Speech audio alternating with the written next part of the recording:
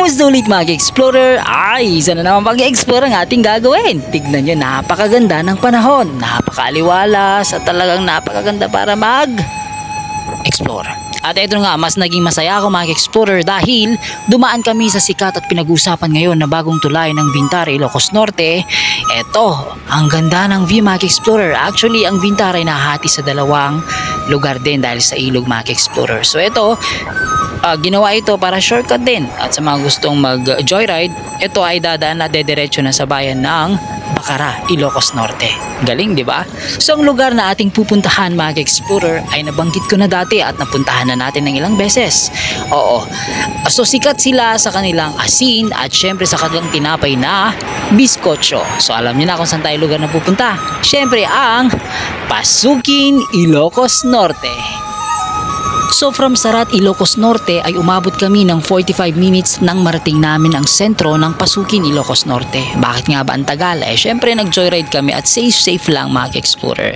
Ganon, nang makarating kami sa sentro, mas maigi na kumuha ko ng guide namin na tricycle driver na siya mismo ang magbibigay ng direksyon kung saan kami pupunta at nakakaalam sa lugar na aming pupuntahan. At least magiging safe pa tayo at may nakakaalam na tao na may umakyat sa kanilang falls.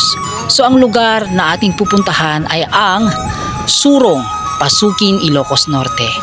At syempre ang iyong magiging silbing palatandaan mga explorer, may dalawang maliliit na tulay na kayong madadaanan.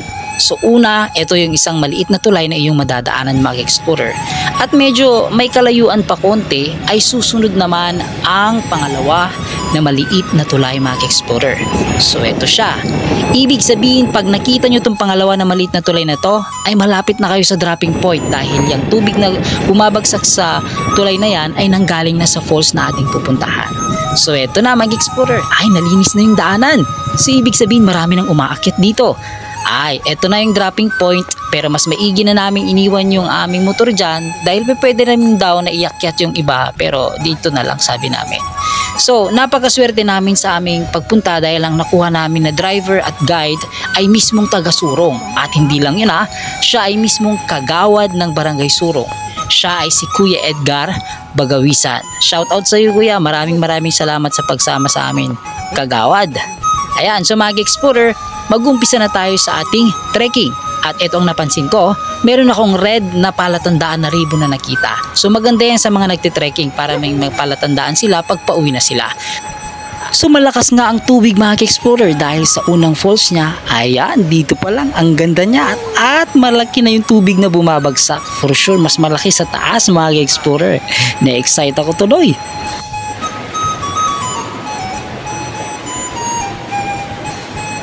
At syempre, umpisa na ng ating pagbanat ng buto. Dahil meron tayong paakyat, yuko, baba, gagapang. Ay nako, lahat ng mararanasan natin mga explorer.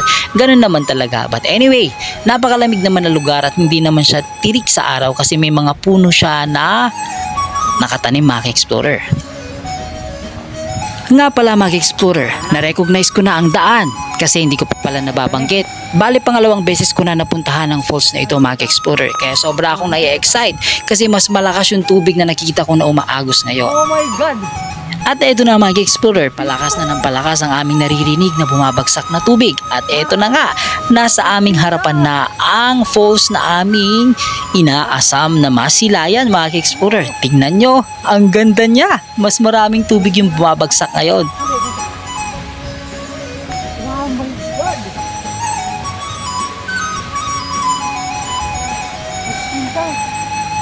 Yan, mas labitan pa natin mga explorer at nang maipakita ko sa inyo kung gaano kalakas yung tubig na bumabagsak. Baba na tayo mga explorer. Tara!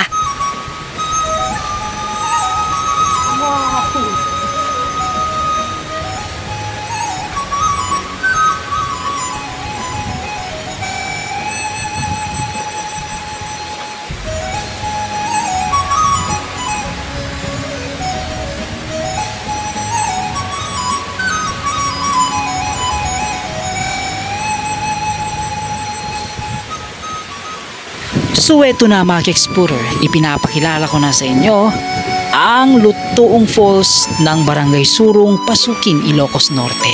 Pagmasdan kung gaano kaganda ang falls na ito. Talagang tama nga ako na pag mas malakas yung tubig na bumabagsak sa falls na ito, siguradong mas maganda pa ito. At napaka-green yung sa gilid ng falls na ito. Ay talaga, sino nga bang hindi magkukumaling dito mga explorer?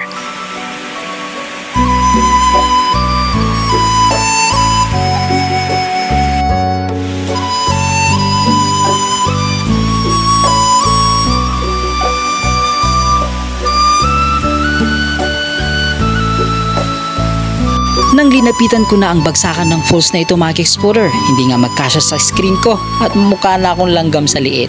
Approximately ay nasa 110 feet ang taas ng falls na ito mga explorer. At sinubukan ko ring lapitan pero napakalakas ng hangin mga explorer, tinutulak talaga ako.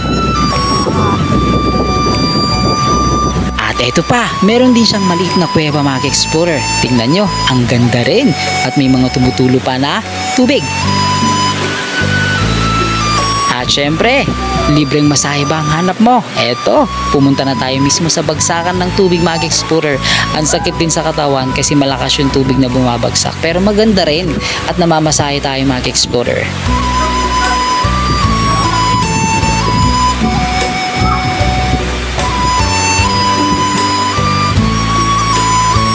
So yan mga explorer, tuloy-tuloy na nating yakapin ang falls na ito. Ay, nakakamiss talaga. Parang kailan lang yung last na punta ko. Pero ngayon, ay, pawing-pawi lahat ng pagod ng paglalakad para lang mapuntahan ka. Lutong Falls.